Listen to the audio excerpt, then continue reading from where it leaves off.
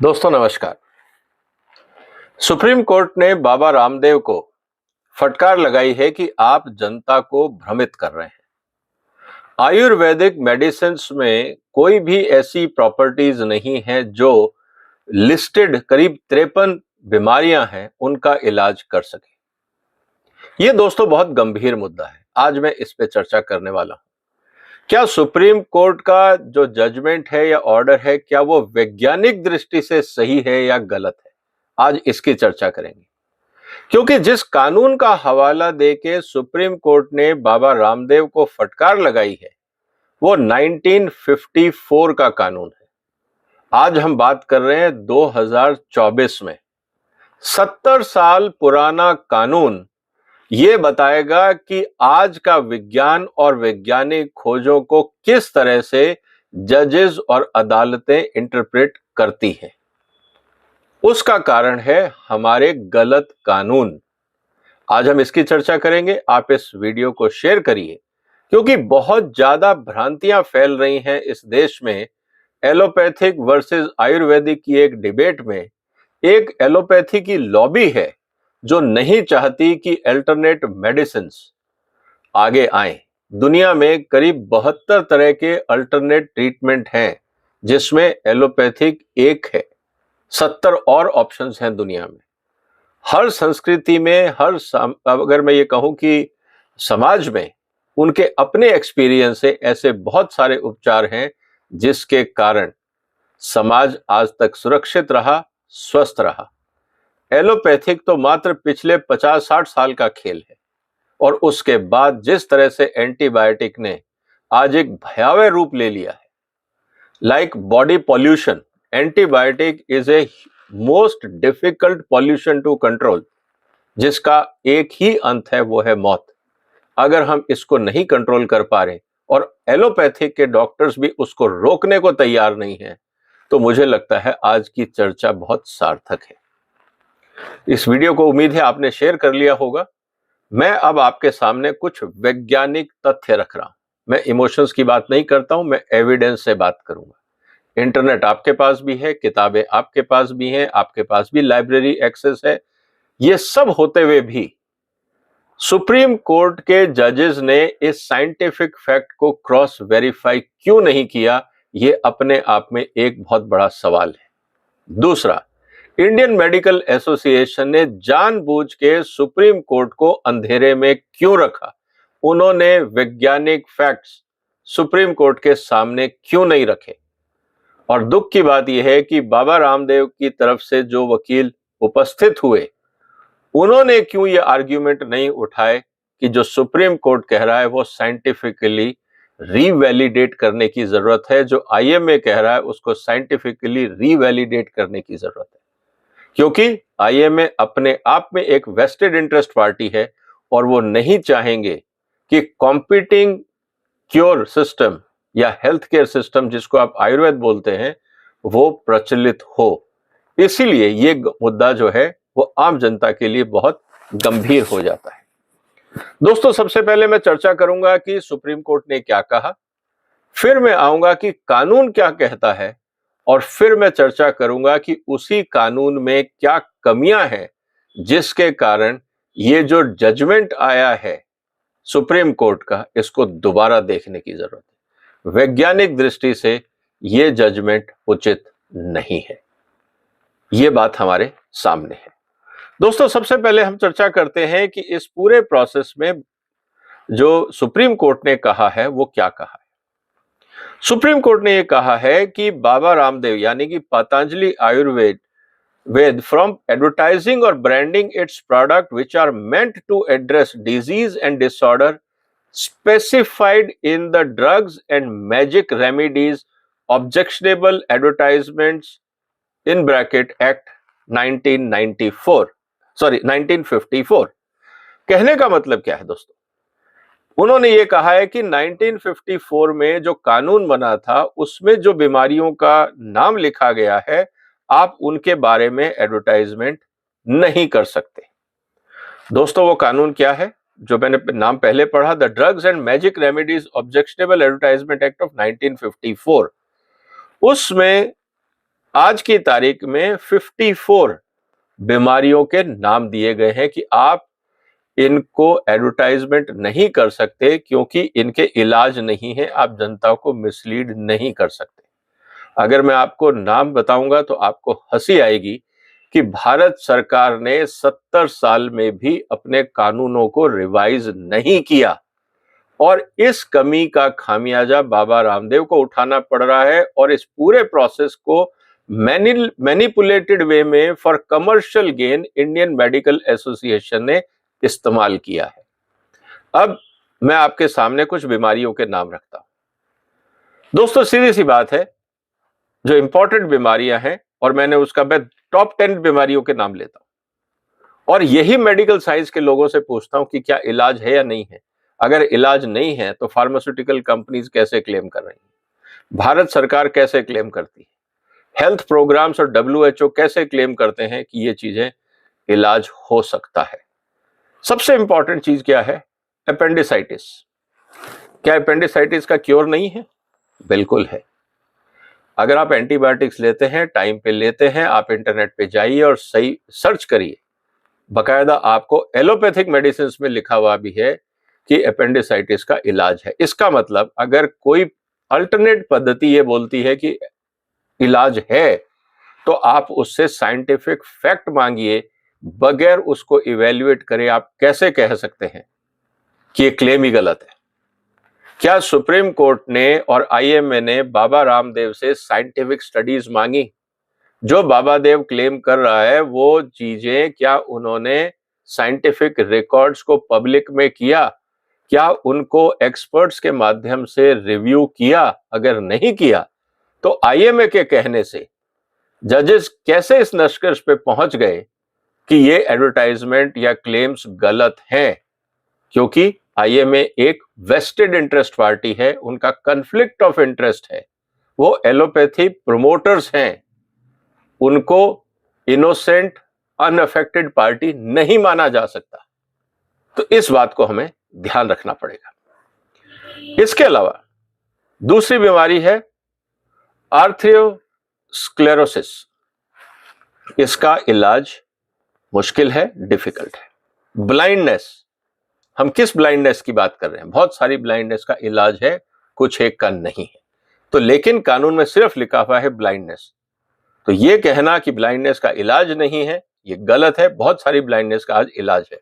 Blood poisoning, इसका इलाज है, प्रोवाइडेड कि ब्लड पॉइजनिंग से कोई वाइटल ऑर्गन डैमेज ना हुआ हो, अदरवाइज ब्लड पॉइजनिंग का आज इलाज है।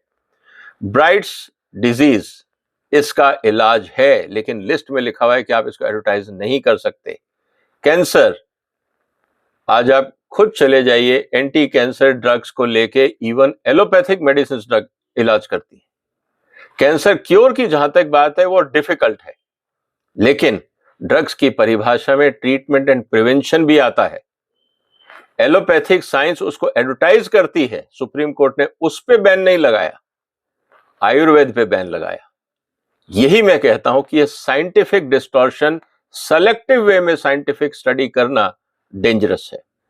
कैटरैक्ट, बकायदा इलाज है, आप ऑपरेशन करिए, ठीक हो जाते हैं। अगर आज मैं ऐड करता हूं कि मेरे ट्रीटमेंट से कैटरैक्ट ठीक हो जाएगा तो इसमें गलत क्या है? और होता है।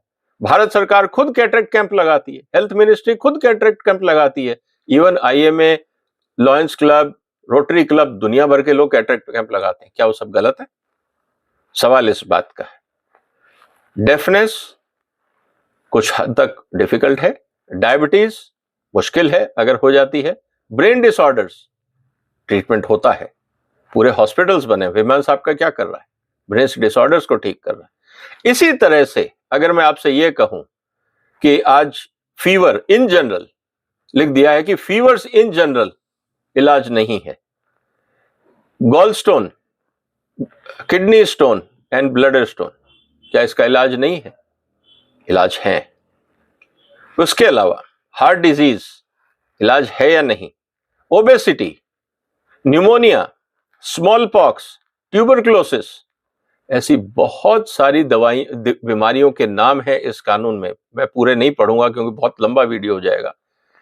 मेरा निवेदन है आप सबसे कि आप इस कानून को डाउनलोड करें और पढ़ें और भारत सरकार को ये वीडियो भेजें कि आपने 70 साल में कानून नहीं बदला। 70 साल में विज्ञान बहुत तरक्की कर चुका है, आप कानून नहीं बदल रहे, इसलिए जनता दुखी है, जनता परेशान है और जो लोग इलाज देना चाहते हैं वो ऐड नहीं कर पाते। मैं नहीं कहता कि हर आदमी को अलाउड हो, आप उसकी गाइडलाइंस बनाइए, क्लेम्स की गाइडलाइंस बनाइए, इंस्पेक्शन करिए। आज की तारीख में हर चीज डिजिटल है। मैं नहीं कहता कि जो रोड साइड पे बैठ के आदमी एक तंबू लगा के बैठता है और बोलता है कि मैं कैंसर का इलाज कर दूंगा, निश्चित रूप से वो मुश्किल है। वो मैजिक ट्रीटमेंट जिसको नीम हकीम बोलते हैं वो खतरनाक है। लेकिन कौन दे सकता है, कौन नहीं क्लेम कर सकता, आप इसकी गाइडलाइन बनाइए।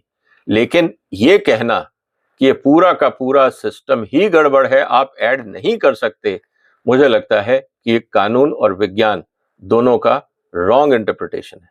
क्यों इसलिए रॉन्ग इंटरप्रिटेशन है? क्योंकि भाषा क्या है कानून की दोस्तों? Prohibition of advertisement of certain drugs for treatment of certain disease and disorders. अब इसमें जो सेक्शन 3 है वो क्या बोलता है, इसको समझिए। The diagnosis, cure, mitigation, treatment और prevention of any disease, disorder और condition specified in the schedule. मैंने शेड्यूल में आपको 54 बीमारियों के नाम बताए। अब अगर आप बताइए कि चलो आप डायग्नोसिस का भी क्लेम नहीं कर सकते, क्योर का भी क्लेम नहीं कर सकते, मिटिगेशन का भी क्लेम नहीं कर सकते, ट्रीटमेंट का भी क्लेम नहीं कर सकते, प्रिवेंशन का भी क्लेम नहीं कर सकते, तो फिर मेडिकल साइंस कर क्या रही है?